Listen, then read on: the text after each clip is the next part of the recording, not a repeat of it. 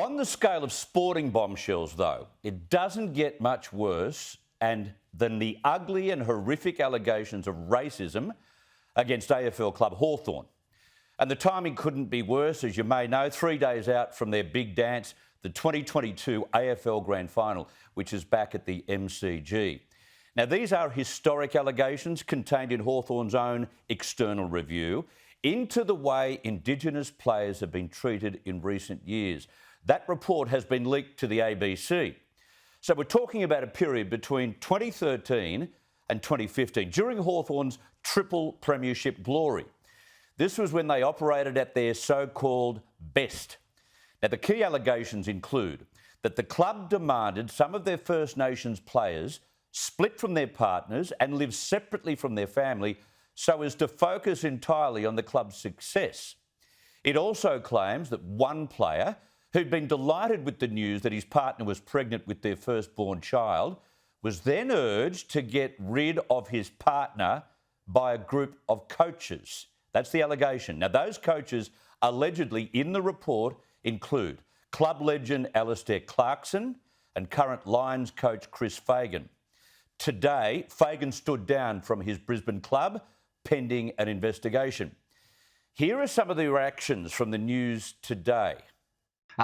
This is not a joking matter anymore. The world has changed, and yes, it is getting, I think, better year on year. The education, particularly within football clubs, are as good as anywhere you'll see in society. I think it shows how far we've still got to come to make sure that, people are respected, there's appropriate culture and inclusive arrangements. I read it like every other person who reads that and is shocked by it, and hopeful that by having this aired publicly and having the AFL buy in and have a process underway, that it'll be dealt with properly. So, on one hand, this is the last scandal the AFL needs, not just because it's grand final week, but because the code has faced decades of foul allegations from Indigenous players about the way they've been treated by various clubs and fans. But on the other hand, they're fortunate to have already just inked a $4.5 billion rights deal with the Seven Network and Foxtel. If these allegations had surfaced maybe a bit over 2 weeks ago, their broadcast partners would have been in a very strong position to drive down the price. But of course, right now, that's the last thing on the CEO's mind, as Gillian McLaughlin fronted the media this morning. What we've seen today is a challenging, harrowing and disturbing read.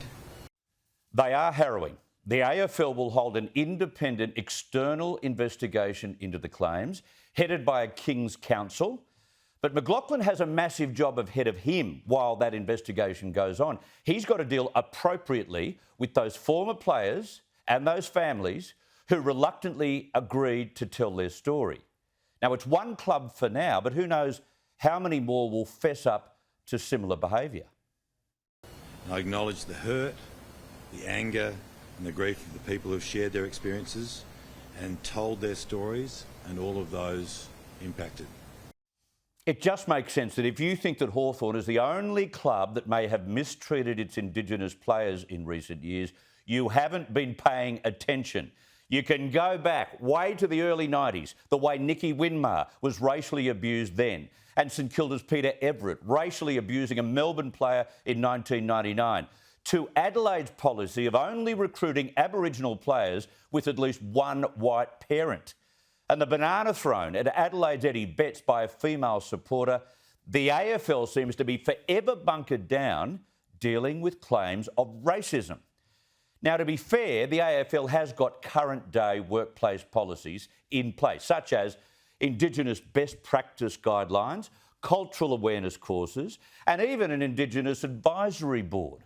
But what seems to go on in the sheds and in the cut and thrust of winning flags seems to relegate issues of race. Now, Hawthorn President Jeff Kennett is not in the country at the moment, and so the club's Vice President and CEO faced a feisty media in Melbourne. And I can't say Justin Reeves did such a great job, claiming that the allegations are linked to the community culture in Australia towards Indigenous people. I think Australia has a culture problem, historically. I think, like all of us, we focus on every day being better. and building a great environment for our club. I mean, I feel confident from the report as well that currently our players feel culturally safe. But like so many institutions, I think we have to face our history and our past, and we have to act responsibly, and we have to cooperate and move forward from that. Like Australia historically, well, allegations in 2015 are not necessarily historic. That's 7 years ago. The club deserves credit for commissioning the review in the first place. But if Reeves thinks it's a reflection of the way other workplaces, other sports or other organisations treat Indigenous people, he's got to be kidding himself. And he maybe needs to get out a bit more or maybe work elsewhere. Grown-up Australian workplaces warn against this kind of discrimination in training modules regularly. And in the modern work community, this is sackable behaviour. Now, in the past 30 minutes, Alistair Clarkson released a statement saying, "I refute any allegation of wrongdoing or misconduct and look forward to the opportunity to be heard as part of the AFL external investigation."